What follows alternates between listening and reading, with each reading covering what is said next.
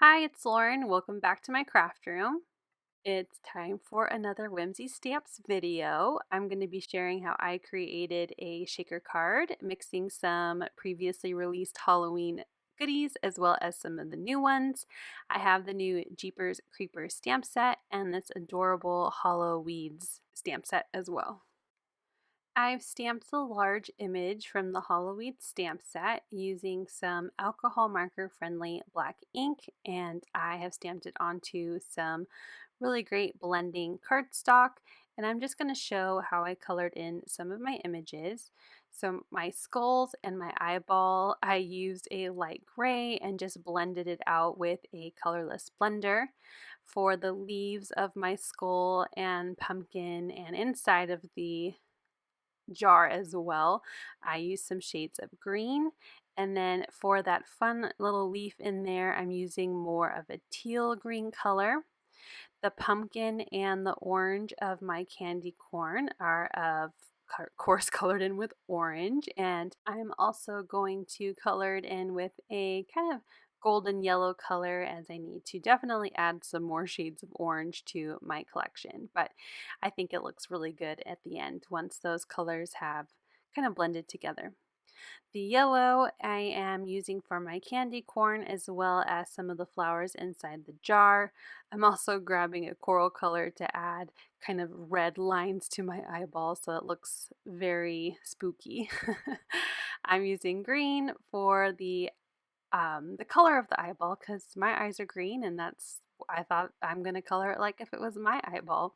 And then I am bringing out a pale blue color to color in my jar, and I'm going to use a colorless blender just to kind of blend it out and soften the lines because I wanted my jar to look more like it had a blue glow to it more than coloring it in with blue.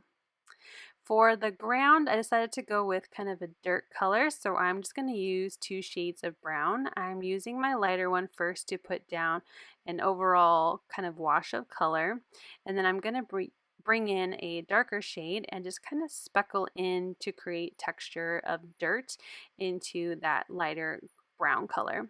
And then again, bringing the lighter one in to blend it out and kind of soften those harsher lines from speckling on brown. And then one more time, but instead of the brush, I'm going to use my nib and just add in more texture.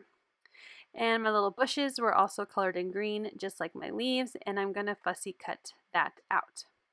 Now my Jeepers Creepers stamp set, I am using some large scissors to cut all of my images apart. Yes, I am cutting my stamp, but it's a rubber stamp and it can definitely handle being cut up into different pieces. So now I don't have to worry about masking anything.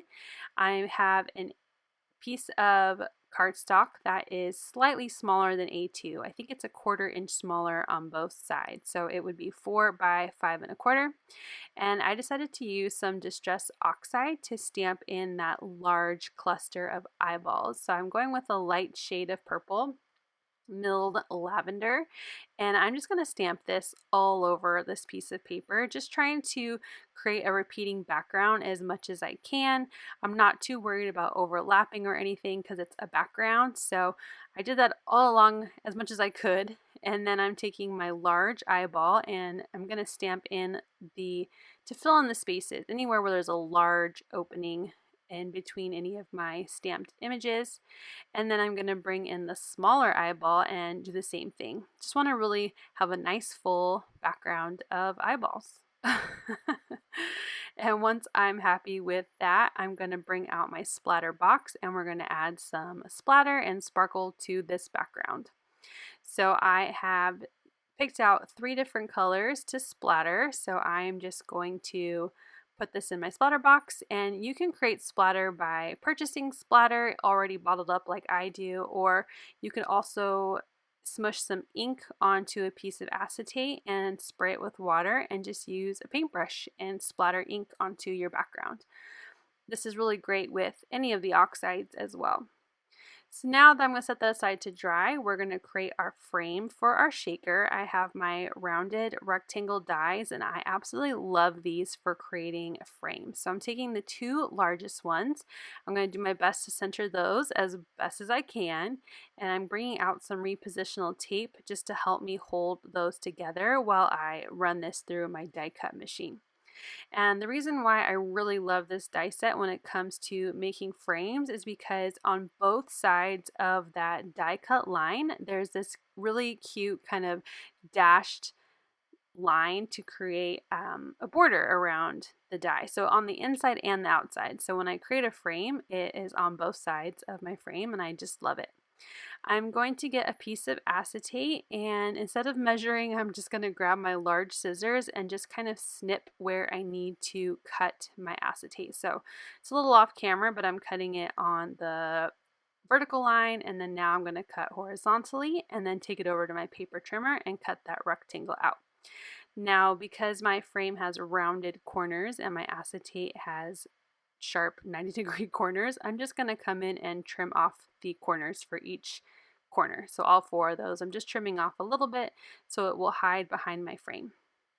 And once that's ready, we're going to start gluing and putting it all together. So I have some double-sided adhesive and I'm just going to line the back of my frame with this adhesive, burnish it down, and then peel off the release paper.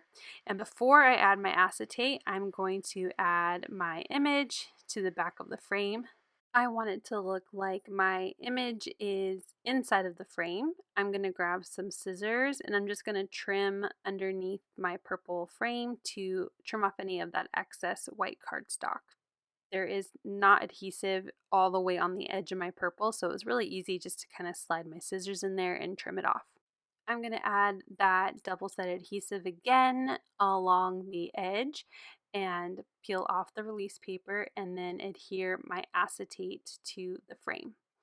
I also, well, before I glue that down, I'm getting out my wet glue and adding it behind my cute colored in image here so that way it will stick to the acetate. I didn't really want to peel off more of that double-sided adhesive, so I went with wet glue for the image, but I just wanted to make sure that acetate was nice and secure, so I went with the double-sided adhesive just around the frame. Now I am trying to get off some excess glue that kind of came out from under my pumpkin, and we're going to put my foam strips on around the edge of my frame. So these are thick foam strips, so I don't have to worry about doubling up, and I'm going to peel off a little bit of my release paper so I can curve my foam strips around my curvy parts of my frame. I'm making sure that every time I add a new piece of this foam adhesive strip, I am making sure that there is a nice snug connection.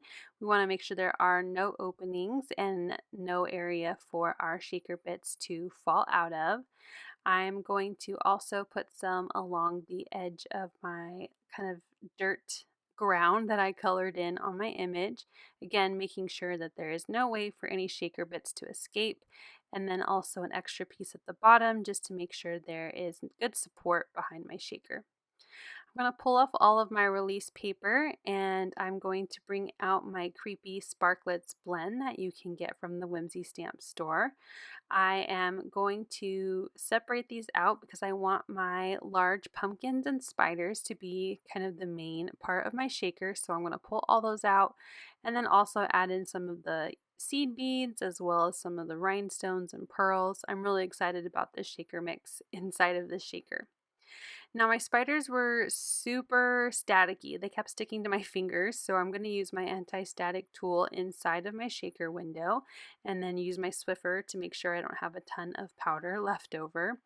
And I'm going to use my grid mat to help me center this shaker to the center of my eyeball background piece.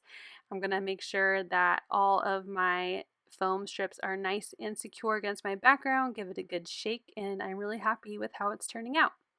I'm going to clean up my workspace a little bit here and I'm going to use my wet glue to add some glue to the back of my eyeball background, and I'm going to glue that to the center of an A2 top folding white cardstock base. And there we go, there's our shaker. It's moving around and it looks really great. I'm going to stamp my sentiment Happy Halloweeds on the inside of my card, and there was still a little bit of ink left on my eyeballs, so I just stamped those as well. Here is a final look at this fun Halloweeds shaker card. I sure hope you liked how this card came together. If you did, make sure you click that like button. You can find links to everything that I use down below in my description. And I hope if you're new here, you'll hit that subscribe button and come back and watch more videos. Thanks so much for watching, and I hope you have a wonderful day.